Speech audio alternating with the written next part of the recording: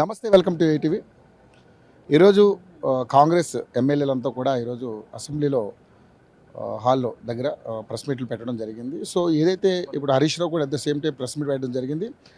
ఈ ఏదైతే జరిగినటువంటి అసెంబ్లీ సెషన్స్ అన్నీ కూడా కేవలం కాలయాపనకే జరిగింది తప్పితే ఒక్క బిల్లు కూడా సరిగ్గా పాస్ చేయలేదంటూ కూడా ఈరోజు హరీష్ రావు రకరకాలుగా ఎలిగేషన్స్ చేసినటువంటి పరిస్థితి మనం చూస్తూ ఉన్నాం. సో మనతో పాటు ఇప్పుడు వేముల వీరేశం గారు ఉన్నారు. వేముల వీరేశం గారితో మాట్లాడదాం. వేముల వీరేశం గారు మనతో పాటు ఉన్నారు, ఆయనతో మాట్లాడదాం. అసలు నిజంగానే మరి అసెంబ్లీ సెషన్స్లో తీర్మానం చేసినటువంటి బిల్లుల విషయంలో కానీ అసెంబ్లీ జరిగిన విధానంలో కానీ చాలా లోటుపాట్లు ఉన్నాయంటూ ఈరోజు హరీష్ రావు చాలా ఫైర్ ఇవ్వడం జరిగింది. సో దాని మీద మాట్లాడదాం. సార్ నమస్తే అండి. సో అసెంబ్లీ జరిగినటువంటి ఈ సెషన్స్లో ఏదైతే కూడా ఎక్కడ కూడా ప్రజలకు సంబంధించినటువంటి ఏది కూడా ఒక అంశం కూడా దీంట్లో చర్చకు రాలేదు, కేవలం కాలయాపనకే చేశారని చెప్పేసి ఈరోజు బీఆర్ఎస్కి సంబంధించినటువంటి ముఖ్య నేతలంతా కూడా హరీష్ రావు గారు ప్రెస్ మీట్ పెట్టి చెప్పడం జరిగింది. సో ఏంటి సార్ అసలు నిజంగానే మరి ఈ ప్రభుత్వం మీద వస్తున్నటువంటి విమర్శలను ఏ విధంగా చూస్తారు? అంటే హరీష్ రావు గారు చెప్పేది పచ్చి అబద్ధం. 2014 నుంచి 18 వరకు నేను కూడా శాసనసభ్యునిగా ఉన్నా. ఆనాడు తనే శాసనసభ వ్యవహారాల శాఖ మంత్రి. ఈరోజు గౌరవ ముఖ్యమంత్రి రేవంత్ రెడ్డి గారి నేతృత్వంలో శాసనసభ వ్యవహారాల శాఖ మంత్రి శ్రీధర్ బాబు గారి ఆధ్వర్యంలో ప్రజాస్వామ్యబద్ధంగా ప్రజాస్వామికంగా ఈరోజు శాసనసభ నడుస్తాం. ప్రతిపక్షాలకు కూడా గంటల తరబడి మాట్లాడే అవకాశం, సామాన్య సభ్యుడు ఏ సభ్యుడు చేయెత్తి లేపినా కానీ తనకు రిలేటెడ్ ఉన్నటువంటి ప్రశ్న అయితే రిలేటెడ్ సంబంధించిన అంశం అయితే ఆ శాసనసభ్యుని కూడా అవకాశం ఇచ్చారు. అంటే ఒక బడ్జెట్ విషయంలో కానీ, పద్దుల విషయంలో కానీ, క్వశ్చన్ల విషయంలో కానీ దేంట్లోనైనా వాళ్ళకు సంబంధించిన సభ్యుల పేర్లు కాకుండా అదనంగా దాని రిలేటెడ్ మాకు కూడా లింక్ ఉంది అని ఏ సభ్యుడు రిక్వెస్ట్ చేసినా కానీ స్పీకర్ గారు వాళ్ళకు అవకాశం ఇచ్చారు. అంటే దాదాపు 80 గంటల పైచిలకు నడిచినటువంటి శాసనసభలో 16 గంటల పైచిలకు ఈరోజు ప్రతిపక్షాలు మాట్లాడినాయి. అంటే ఇంతకంటే ప్రజాస్వామికంగా, ఇంతకంటే గొప్పగా నేనైతే 14 నుంచి 18 వరకు చూసినటువంటి సభలో నేను ఎన్నడూ కూడా చూడలే. సో ముఖ్యంగా చూసుకుంటే సభని టైం కన్నా స్టార్ట్ చేయమంటూ ఆయన అసెంబ్లీ హాల్లోనూ మాట్లాడారు, ఈరోజు ప్రెస్ మీట్లో కూడా మాట్లాడారు. కానీ ఎందుకు అంత లేట్ అవుతుంది ఏంటి, కనీసం ఆ సభా మర్యాదలు కూడా పాటించాలని కూడా మాట్లాడారు. అసలు లేటే కాలేదు. లంచ్ బ్రేక్ 1 అవర్ ఇవ్వడం సహజమే, టీ బ్రేక్ 15 to 20 minutes ఇవ్వడం సహజమే. కాబట్టి టీ బ్రేకు, లంచ్ బ్రేకు ఇచ్చుకుంటూ సభ నడిపిర్రు. వచ్చిన తర్వాత ఏదో ఒకటి మాట్లాడాలి కాబట్టి అట్లా వేసి కిడ్సైజ్ చేసేటువంటిది తన సహసిద్ధమైనటువంటి నేచర్ కాబట్టి ప్రతిదాన్ని కూడా కిడ్సైజ్ చేసుకుంటూ వచ్చేసారు. ఇప్పుడు లంచ్ బ్రేక్ ఇచ్చారు. లంచ్ బ్రేక్కి సంబంధించినటువంటి తిని సభ్యులు రావడానికి ఒక 5 నిమిషాలు 10 నిమిషాలు లేట్ అయింది. దాన్ని కూడా ఇష్యూనా? అదైతే ప్రాబ్లం కాదు కదా. నీకు అవకాశం ఇవ్వకుంటే, నిన్ను మాట్లాడే ఛాయిస్ ఇవ్వకుంటే, సభ్యుల అవకాశము కోల్పోతే సమస్య. సభ్యులకు ఎన్ని గంటలైనా, ఎంతసేపు అయినా, ఎంత రాత్రి అయినా సభ నడిపారు కదా. ఇది చూడాలి కదా నువ్వు. ఒక 5 నిమిషాలు లేటుగా లంచ్ బ్రేక్ ఇచ్చి 5 నిమిషాలు లేటుగా బెల్లు కొట్టిర్రు. ఇట్లాంటి చిల్లి ఆరోపణలు, చిల్లి చేష్టలు అనేటువంటి కరెక్ట్ కాదనేటువంటిది నాకు ఉన్నటువంటి అభిప్రాయం. 6 గ్యారెంటీల విషయంలో సభలో మేము ఇప్పుడు మాట్లాడినప్పుడు కూడా దాన్ని డైవర్ట్ చేసే కార్యక్రమం చేస్తూ ఉన్నారు. అదేవిధంగా మూసీ రివర్ ఫ్రంట్ విషయంలో కూడా అట్లానే చేస్తూ ఉన్నారు. పేదల పక్షాన మేము మాట్లాడుతున్నా మా గొంతు లేవనివ్వట్లేదంటూ కూడా మేము మాట్లాడుతూ ఉన్నారు. సో ఏ సమాధానం? 6 గ్యారెంటీలు అమలు చేస్తున్నటువంటి ప్రభుత్వం మా ప్రభుత్వం. ఉచిత బస్సు ఇచ్చినాం, 200 యూనిట్ల కరెంట్ ఇచ్చినాం, ఈరోజు ఇందిరమ్మ ఇండ్లు ఇచ్చినాం, రేషన్ కార్డు ఇచ్చినాం. ఇట్లా ఒక్కొక్కటిగా అన్నీ అమలు చేసుకుంటూ పోతున్నాం. ఒకటే కొద్దిగా ఆలస్యమవుతుంది. ఎందుకు ఆలస్యమైనవి? ఈరోజు గత ప్రభుత్వంలో గత 10 సంవత్సరాల్లో వారు చేసినటువంటి అప్పులు, ఆ అప్పులకు వడ్డీలు కట్టలేక, ఆ అప్పులకు అసలు కట్టలేక, ఇలా అప్పులకు తీర్చడం కోసం అప్పులు చేయవలసినటువంటి దయనీయమైన పరిస్థితుల్లో ఈ రాష్ట్రాన్ని లూటి చేసి, ఈ రాష్ట్రాన్ని దూసుకొని, ఈ రాష్ట్రాన్ని డొల్ల చేసిపోయారు. కాబట్టి ఆ డొల్ల నుంచి ఈ రాష్ట్రాన్ని గాడిలో పెడుతున్నటువంటి క్రమంలో 1-2 అంశాలు ఆలస్యం కావచ్చు. దాని మూలంగా 6 గ్యారెంటీలు అమలు కావట్లేదని చెప్పేసి నెత్తి నోరు కొట్టుకుంటూ మొత్తుకుంటూ బీఆర్ఎస్ వాళ్ళు కాంగ్రెస్ను బదనం చేయాలని చూస్తారు. అది శుద్ధ అబద్ధం.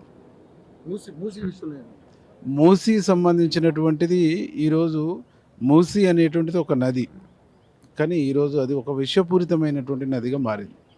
అంటే మనము ఒక ప్రాజెక్టు గురించి, ఒక నది గురించి మాట్లాడుకుంటున్నప్పుడు ఒక విషపూరితమైనటువంటి నది గురించి మనం మాట్లాడుకోవటం అంటే అంతకంటే దురదృష్టం, అంతకంటే బాధాకరం ఇంకోటి ఉండదు. ఈ విషపూరితమైనటువంటి నది రంగారెడ్డి, నల్గొండ జిల్లా ప్రజలకు అదొక శాపంగా, మరణ శాసనంగా మారింది.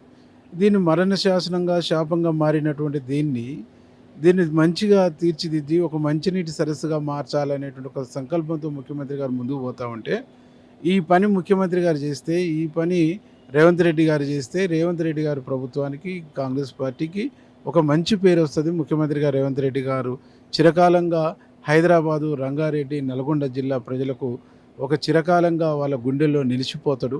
ఈ హైదరాబాదు బ్రాండ్ ఇమాజిటీ కూడా పెరుగుద్ది అనేటువంటి ఒక దానితోనే హైదరాబాదు ఒక మంచి పర్యాటక కేంద్రం కూడా తయారైద్ది. మేము చేయలేని పని రేవంత్ రెడ్డి చేస్తే, మేము చేయలేనటువంటి పని రేవంత్ రెడ్డి చేతుల మీదుగా అయితే ఆయనకు మంచి పేరు వస్తుంది అనేటువంటి ఒక దురుద్దేశంతో మాట్లాడుతున్నటువంటి మాటలు తప్ప దాంట్లో నిజం లేదు. 10 రోజులు టైం అడిగాం మేము. ఇంకా ప్రజా సమస్యలు చాలా ఉన్నాయి. అసెంబ్లీలో చర్చించడానికి ఒక 10 రోజులు, వారం రోజులు మేము టైం అడిగితే హడావిడిగా ఏదైతే కేరళలో ఎలక్షన్స్ ఉన్నాయనో లేకపోతే తమిళనాడు ఎలక్షన్స్ ఉన్నాయని చెప్పేసి ఇక్కడ ఉన్నటువంటి మంత్రిగణం మొత్తం కూడా అక్కడికి వెళ్ళిపోవడం జరిగింది. ఆగం దీన్ని ఇమీడియట్లీ సెషన్స్ని క్లోజ్ చేశారు. సో ఎంతవరకు కరెక్ట్ ఇది ప్రజాస్వామ్యం అని వాళ్ళు ఆగమాగంగా మేము సభను వాయిదా వేయలే. ఈరోజు సభలో ప్రశ్నోత్తరాల సమయంలో ప్రశ్నోత్తరాల మీద చర్చ జరిగింది. షార్ట్ డిస్కషన్ సమయంలో షార్ట్ డిస్కషన్, పద్దుల సమయంలో పద్దుల మీద చర్చ జరిగింది. బడ్జెట్ మీద చర్చ జరిగింది. అప్రోప్రియేషన్ బిల్లు మీద చర్చ జరిగి అందరూ ఒపీనియన్స్ తీసుకున్నాక క్లారిఫికేషన్ తీసుకున్న తర్వాత ఈరోజు సభ వాయిదా వేయటం జరిగింది. ఆగమాగంగా ఎక్కడ జరగలేదు.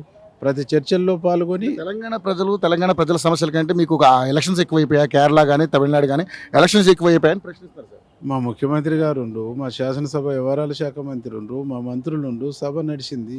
సభ 30వ తారీఖు దాకా ఇది చేసిరు. సభ నుంచి పారిపోయినటువంటి వాళ్ళు, సభ నుంచి బయటకు పోయినటువంటి వాళ్ళు, సభలో కూర్చుని ఓపిక లేకుండా సభను తప్పుదోవ పట్టించాలని చెప్పేసి వెళ్ళిపోయినటువంటి వాళ్ళు ఇలా సభ మర్యాదల గురించి, సభ ఎన్ని రోజులు జరగాలనే దాని గురించి వాళ్ళు మాట్లాడుతున్నట్టే దయాలు వేదాలు వల్లించినట్టే ఉంది. ఓకే. సో రాఘవ కన్స్ట్రక్షన్ విషయంలో మేము ఏదైతే ఎథిక్స్ కమిటీకి సిఫార్సు చేయమని విచారణ జరిపించమనంటే వాళ్ళు మమ్మల్ని సస్పెండ్ చేసి మమ్మల్ని అసెంబ్లీ నుంచి బయటికి గెంటారు. ఇది అప్రజాస్వామికని మాట్లాడుతూ ఉన్నారు. సో మేము సిద్ధంగా ఉన్నాం, మీరు కూడా సిద్ధంగా ఉన్నారని రేవంత్ రెడ్డి గారు కూడా మాట్లాడారు. సో ఎప్పుడు వరకు చేస్తారు అంటే అసెంబ్లీ సంబంధించిన ఎథిక్స్ కమిటీ మా ముఖ్యమంత్రి గారు చాలా స్పష్టంగా చెప్పిండు. ఎథిక్స్ కమిటీకి ఇవ్వాలనేటువంటిది ఎథిక్స్ కమిటీకి ఇచ్చేసి దాన్ని దాటవేస్తూ దాంతో వీళ్ళు మంత్రిని బ్లాక్మెయిల్ చేయాలనేటువంటి ఒక ఆలోచన చేస్తూ ఉన్నారు. ఇలా ఎథిక్స్ కమిటీకి ఎందుకు సిబిసిఐడికి ఇచ్చేసి ఇప్పుడున్న మైనింగ్ గత 12 సంవత్సరాలుగా జరిగిన మైనింగ్స్ మీద ఎంక్వైరీ చేస్తామని చెప్పేసి సిబిసిఐడికి ఇచ్చేసిండు. సిబిసిఐడి ఎంక్వైరీ వచ్చేసినాక మాట్లాడదాం. ఆ సిబిసిఐడి మీ జేబు సంస్థని మాట్లాడుతున్నారు సార్. వాళ్ళు 10 ఏళ్ళు గవర్నమెంట్లో పనిచేసినటువంటి వాళ్ళు, అప్పుడు వాళ్ళకి జేబు సంస్థగా పనిచేసిందా?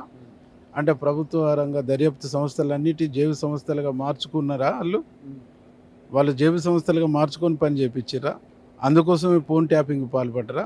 కాబట్టి వాళ్ళ వైఖరి, వాళ్ళ నైజము ప్రభుత్వ రంగ సంస్థల్ని, ప్రభుత్వ దర్యాప్తు సంస్థల్ని వాళ్ళ జేబు సంస్థలుగా మార్చుకొని ఈరోజు ఈ రాష్ట్ర ప్రజల యొక్క హక్కుల్ని భంగం కలిగించి ఈ రాష్ట్ర ప్రజలకు ఒక మరణ శాసనం రాసినటువంటి ప్రభుత్వంగా గత ప్రభుత్వం ఉంది. కాబట్టి పచ్చకామె లైన్లోకి లోకమంతా పచ్చగా కనిపిస్తుంది అన్నట్టు వాళ్ళకి అట్లా కనిపిస్తుంది. ఏ ప్రభుత్వ రంగ సంస్థ, దర్యాప్తు సంస్థ యొక్క దానికి సంబంధించినటువంటి హక్కులు, దానికి సంబంధించినటువంటి విధి విధానాల్ని కాల రాసేటువంటి ఆలోచనలో కానీ, దాన్ని ప్రభుత్వం చేతిలో తీసుకునేటువంటి ఆలోచన కానీ మా ప్రభుత్వానికి లేదు. మా ప్రభుత్వం ఏదైనా పారదర్శకంగా, న్యాయబద్ధంగా, నీతిబద్ధంగానే పోవాలనుకుంటుంది.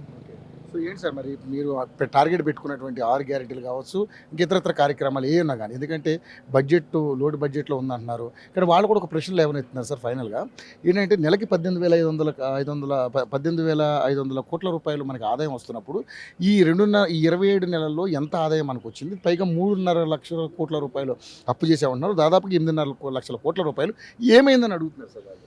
మేము 3.5 లక్షల కోట్ల రూపాయల అప్పు చేసినటువంటి మాట మా ముఖ్యమంత్రి గారు చెప్పిండు. అంటే 3,47,000 కోట్ల రూపాయలు అప్పు చేసినాం. దాంట్లో 3,01,00,000 కోట్ల రూపాయల వరకు అప్పులకు వడ్డీలు, అప్పులకు సంబంధించినటువంటి కిస్తీలు కట్టేసి కొంత అప్పులు 2 కోట్ల వరకు 2 కోట్ల చిల్లర మేము అప్పులు తీర్పినాము. 1 కోటి పైచిలకు మేము వడ్డీలు కట్టినాం అనేటువంటి చెప్పారు. ఇవి పోగా మేము చేసినటువంటి అప్పులో మేము వాడుకున్నది 16,000 కోట్ల రూపాయలు, 16,600 కోట్ల రూపాయలని ముఖ్యమంత్రి గారు చాలా స్పష్టంగా చెప్పారు. కాబట్టి మేము తీసుకొచ్చినటువంటి అప్పుల్లో దాదాపు 2 కోట్లు అసలు తీర్పినాం. రెండు 2 లక్షల కోట్లు అప్పు తీర్పినాం, 1,00,000 కోట్ల వరకు వడ్డీలు కట్టినాం, 1,00,000 కోట్ల చిల్లర వడ్డీలు కట్టినాం, 2 లక్షల కోట్ల చిల్లర అసలు తీర్పినాం. ఇవన్నీ పోగా 16,600 కోట్ల రూపాయలు మాత్రమే మేము అప్పును వాడుకున్నటువంటి ఉన్నది. తెలంగాణ నుంచి వస్తున్నటువంటి 18,500 కోట్ల మాట గురించి అడుగుతున్నారు. 18,000 కోట్ల రూపాయలకు సంబంధించి ఈరోజు ఈ ప్రభుత్వం నడవాలంటే స్కీములు కానీ ఉద్యోగాల జీతభత్యాలు కానీ ఇవన్నీ నడుపుతున్నటువంటి క్రమంలో ఈ వస్తున్నటువంటి ఆదాయంతో ప్రభుత్వాన్ని నడుపుతున్నాం. నడపడంతో పాటు గతంలో వాళ్ళు అడ్డగోలుగా తెచ్చినటువంటి అప్పులకు వడ్డీలు కూడా తగ్గించి 11% తెచ్చినటువంటి దాన్ని 8% కుదించేసి ఆ దాంట్లో మిగిలినటువంటి ఆదాయంతో ఈరోజు మేము సన్నబియ్యం స్కీమ్ తీసుకొచ్చుకున్నాము, అట్లాగే రేషన్ కార్డులు తీసుకొచ్చినాం. ఇంకా అనేక స్కీముల్ని మేము ఆదా చేసిన ప్రతి రూపాయిని కూడా వివిధ స్కీముల రూపకంగా ప్రజలకు అందిస్తూ ఉన్నాం. కాబట్టి ఇవన్నీ ప్రజల్లోకి వివరిస్తారు. ఈ శాసనసభ సజావుగా జరిగితే మా లోపాలు ఎత్తి చూపుతారు, మా లోపాలు బయటపడతాయనే ఉద్దేశంతోనే వాళ్ళ అక్కస్తోనే సభను పక్కదారి పట్టించడం కోసం రాఘవ కన్స్ట్రక్షన్ అంశం కానీ ఇంకా రకరకాల అంశాలని తీసుకొచ్చేసి సభను పక్కదారి పట్టించడం కోసం చేస్తున్నటువంటి చర్యలు తప్ప ఇంకోటి కాదు. సో మరి పొంగులేటి శ్రీనివాసరెడ్డి గారి మీద వస్తున్నటువంటి ఎలిగేషన్స్ మీద మీరు కూడా ఎథిక్స్ కమిటీకి ఎంక్వైరీ చేపిస్తున్నారు. అది ఫాల్స్ ఎలిగేషన్. దాంట్లో సిబిసిఐడిలో పొంగులేటి శ్రీనివాసరెడ్డి గారికి సంబంధించినటువంటి మైనింగ్ వ్యవహారంలో కూడా సిబిసిఐడి ఎంక్వైరీ చేసిండు, దాని మీద వేసిండు. ఇలా దాని మీద సిబిసిఐడి ఎంక్వైరీ చేసేటప్పటికి ఆగమాగం అవుతారు. ఎందుకు ఇలా గంగుల కమలాకరును దీంట్లోకి లాగిరు, వాళ్ళు వదిరాజు రవిచంద్రను దీంట్లో లాగిరు. కాబట్టి ఇవన్నీ మామిడిగా చుట్టుకుంటున్నాయి కదా అనేటువంటిది వాళ్ళకు భయం వేసి ఇంకో రకంగా ఆ భయం వేసి దాన్ని సైడ్ ట్రాక్ చేయడం కోసమే కౌశిక్ రెడ్డితోని ఒక దళిత శాసనసభ్యుడు అయినటువంటి శ్రీహరి మీద దాడి చేసే ప్రయత్నం, చంపుతామని బెదిరించేటువంటి ప్రయత్నం చేపించారు పక్కదారి పట్టి. అది కూడా వాళ్ళ మెడకే చుట్టుకుంది.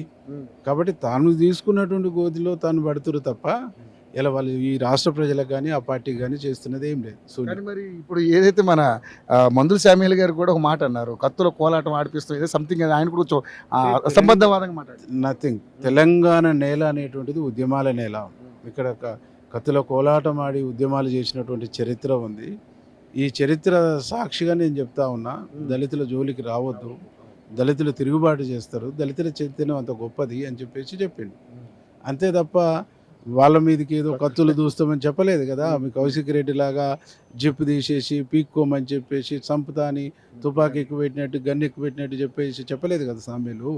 తెలంగాణ నేలకు తెలంగాణ ప్రజలకు అనేక ఉద్యమాల చరిత్ర ఉంది, అనేక పోరాటాలు సడక్ బంద్ చేసిర్రు, మిలియన్ మార్చ్ చేసిర్రు, అనేక రకాల త్యాగాలు చేసి అనేక రకాల ఉద్యమాలు చేసినటువంటి చరిత్ర ఉంది. ఆ ఉద్యమాల గడ్డ తిరుగుబాటు చేస్తే జాగ్రత్త అని చెప్పిండు. ఫైనల్గా ఎప్పుడు మరి ఎన్ని అంటే ప్రజలకి ఎప్పుడు ఎన్ని సమకూర్చే అవకాశం ఏంటి?